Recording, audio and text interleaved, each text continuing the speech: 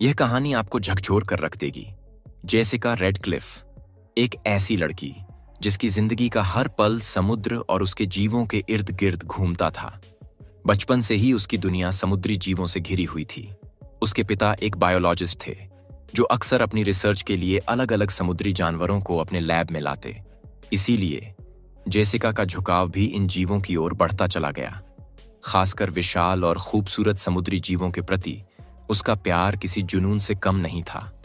जैसे जैसे वह बड़ी हुई, उसका यह लगाव और गहरा हो गया। उसने अपने पिता के साथ समुद्री सफर में जाना शुरू किया, जहां वैज्ञानिक व्हेल और डॉल्फिन्स पर रिसर्च करते थे। इन जलीय जीवों के साथ हर दिन बिताने की वजह से जेसिका के अंदर एक अनोखी समझ विकसित हो गई।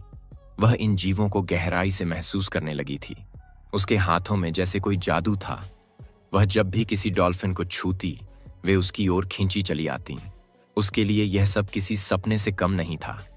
धीरे धीरे उसका आत्मविश्वास बढ़ता गया और उसने पहली बार ओशन हेवन मरीन पार्क में एक शो में हिस्सा लिया।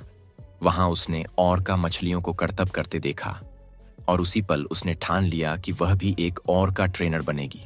महज 19 साल की उम्र में उसने समुद्री जीव विज्ञान की डिग्री हासिल कर ली और ओशन हेवन में ट्रेनर के तौर पर काम करने लगी। उसे अपने करियर की पहली ऑर्का मछली मिली, एक विशाल और ताकतवर मछली जिसका नाम उसने मेलो रखा। शुरुआत में सब कुछ शानदार था। मेलो और जेसिका के बीच एक ऐसा रिश्ता बन गया जिसे देखकर सबको यही लगने लगा कि ये दोनों एक दूसरे को पूरी तरह समझते हैं। मेलो जेसिका के इशारों पर नाचती, पानी में गोते लगाती और हजारों लोगों के सामने अद्भुत प्रदर्शन करती। लोग दीवाने हो जाते थे। तालियों की गड़गड़ाहट गूंज उठती।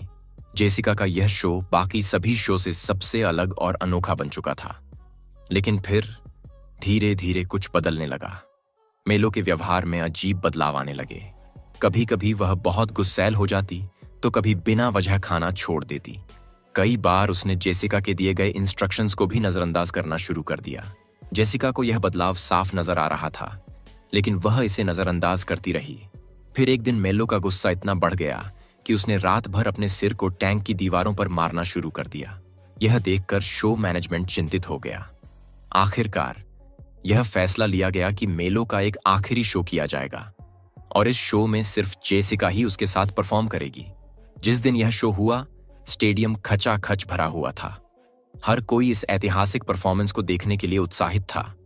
जेसिका के माता पिता भी वहां मौजूद थे, अपनी बेटी को दुनिया के सामने एक नया मुकाम हासिल करते देखने के लिए। मंच तैयार था और जैसे ही जेसिका ने मेलो के साथ अपना प्रदर्शन शुरू किया, तालियों की गूंज से पूरा स्टेडियम गूंज उठा। मेलो, जो पिछले कुछ समय से अजीब व्यवहार कर रही थी, उस दिन बिना किसी परेशानी के जेसिका के हर इशारे को फॉलो कर रही थी। वह पानी से बाहर छलांग लगाती, गोते लगाती और हर स्टंट को पूरी तरह परफेक्ट तरीके से करती। सब कुछ बिल्कुल प्लान के मुताबिक हो रहा था और जेसिका का आत्मविश्वास चरम पर था। लेकिन किसी को क्या पता था कि ये उसकी जिंदगी का आखिरी परफॉर्मेंस बनने वाला है। शो का आखिरी स्टंट था, वह स्टंट जिसे देखने के लिए हर कोई वहां आया था। जेसिका मेलो की पीठ पर बैठी और मछली उसे पूरे स्टेडियम में घुमाने लगी। लोग रोमांचित थे, तालियों की गूंज और तेज हो गई थी। लेकिन तभी कुछ ऐसा हुआ जिसकी किसी ने कल्पना भी नहीं की थी। मेलो अचानक से बेकाबू हो गई। उसने तेजी से गोता लगाया और फिर जेसिका को अपने जबड़े में दबा लिया।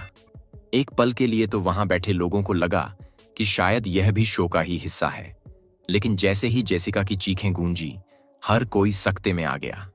जेसिका के माता पिता यह सब अपनी आंखों से देख रहे थे, लेकिन उनके लिए यह किसी डरावने सपने से कम नहीं था। दर्शक घबराकर इधर उधर भागने लगे। शो मैनेजमेंट के लोग पानी में कूदे, लेकिन तब तक बहुत देर हो चुकी थी। जो शो कुछ पलों पहले एक ब्लॉकबस्टर था, वह अब एक दिल दहला देने वाली त्रासदी में बदल चुका था। समुद्र की दुनिया, जिसे जेसिका सबसे ज्यादा प्यार करती थी, वही दुनिया उसकी जान लेने वाली थी। दूसरी ओर ट्रेनर्स पूरी कोशिश कर रहे थे कि किसी तरह मेलो का ध्यान भटकाया जाए, लेकिन वो जैसे किसी दूसरी ही दुनिया में खोई हुई थी। पानी में अलग अलग चीजें फेंकी गईं, रस्सियां डाली गईं, यहां तक कि मछलियां भी डाली गईं ताकि वो जेसिका को छोड़ दें। लेकिन मेलो पर कोई असर नहीं हुआ। जब तक 2 ट्रेनर्स पानी में उतरकर उसे बचाने की कोशिश करते, तब तक बहुत देर हो चुकी थी। मेलो ने जेसिका को अपने जबड़े में दबोच लिया और गहरे पानी में खींच ले गई। जो नजारा सामने आया वो रोंगटे खड़े कर देने वाला था। मेलो के जबड़े की ताकत ऐसी थी कि उसके हमले से जेसिका के फेफड़े और छाती पर गहरी चोटें आईं। पूरा पानी लाल हो चुका था, खून से सना हुआ। आखिरकार हाइड्रोलिक मशीन की मदद से किसी तरह मेलो को पकड़ा गया और उसे पानी से बाहर निकाला गया। लेकिन जब जेसिका को बाहर लाया गया तब तक बहुत देर हो चुकी थी। एक ट्रेनर अपने ही साथी के हमले का शिकार बन चुकी थी। लेकिन यह पहली बार नहीं था जब किसी की जान इस तरह गई हो। ऐसा ही एक और खौफनाक मामला सामने आया था, डैनियल पैट्रिक ड्यूक्स का। हमेशा मस्ती के मूड में रहने वाला डैनियल इस बार एक ऐसी गलती कर बैठा जिसने उसकी जिंदगी छीन ली। डैनियल नशे का आदी था और अक्सर अपनी हरकतों की वजह से मुसीबत में पड़ता रहता था। लेकिन इस बार उसने कुछ ऐसा किया जो किसी ने सोचा भी नहीं था। बिना टिकट खरीदे वह चोरी छिपे सी वर्ल्ड में दाखिल हो गया। वहां पहुंचकर वह आम लोगों की तरह एक सीट पर बैठ गया, लेकिन नशे में होने के कारण वहीं सो गया। शो खत्म होने के बाद जब सभी लोग चले गए तब उसकी नींद खुली। बाहर निकलने की बजाय वह वहीं रुकने की जिद करने लगा। सिक्योरिटी गार्ड्स ने उसे बाहर निकालने की कोशिश की, लेकिन उसने उन्हें यकीन दिलाया कि वह शो के मालिक को जानता है। किसी तरह उसने गार्ड्स को मना लिया और अंदर रुकने की इजाजत ले ली। अब उसे लग रहा था कि उसने कोई बहुत बड़ा कारनामा कर दिया है। उसका आत्मविश्वास इतना बढ़ गया कि वह सीधे ऑर्का फिश के टैंक के पास पहुंच गया। पता नहीं उसके दिमाग में क्या आया, लेकिन अचानक उसने अपने कपड़े उतारे और पानी में कूद गया। उस वक्त उसे इस बात का अंदाजा भी नहीं था कि उसने कितनी बड़ी गलती कर दी है। रात का वक्त था और पानी में हलचल होने के कारण ऑर्का फिश की नींद टूट गई। वह कुछ देर तक डैनियल को देखती रही, लेकिन जब उसने पानी से बाहर निकलने के बजाय वहीं तैरते रहने का फैसला किया तो हालात बदल गए। अचानक ऑर्का ने पूरी ताकत से उस पर हमला कर दिया। एक झटके में उसकी सारी पसलियां टूट गईं, शरीर पर गहरे घाव हो गए और टैंक का पूरा पानी खून से लाल हो गया। सुबह जब ट्रेनर्स आए तो जो नजारा उन्होंने देखा वो डरावना था। पूरा पूल खून से भरा हुआ था और डैनियल की लाश पानी में तैर रही थी। तो दोस्तों, समुद्री दुनिया की खूबसूरती हमें जितनी लुभाती है उतनी ही यह रहस्यमयी और खतरनाक भी हो सकती है। जेसिका और डैनियल की कहानियां हमें यह सिखाती हैं कि प्रकृति के साथ संतुलन बनाए रखना कितना जरूरी है। क्या ये हादसे टल सकते थे? क्या इंसानों की लालसा और शोहरत की भूख ही इन घटनाओं की असली वजह थी?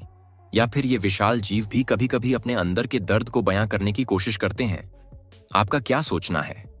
हमें कमेंट में जरूर बताइए। अगर ऐसी और रहस्यमयी और सच्ची घटनाओं को जानना चाहते हैं तो चैनल को सब्सक्राइब करें और बेल आइकन दबाना ना भूलें। हम जल्द ही मिलेंगे एक और दिल दहला देने वाली कहानी के साथ। तब तक के लिए सुरक्षित रहें और सोचते रहें।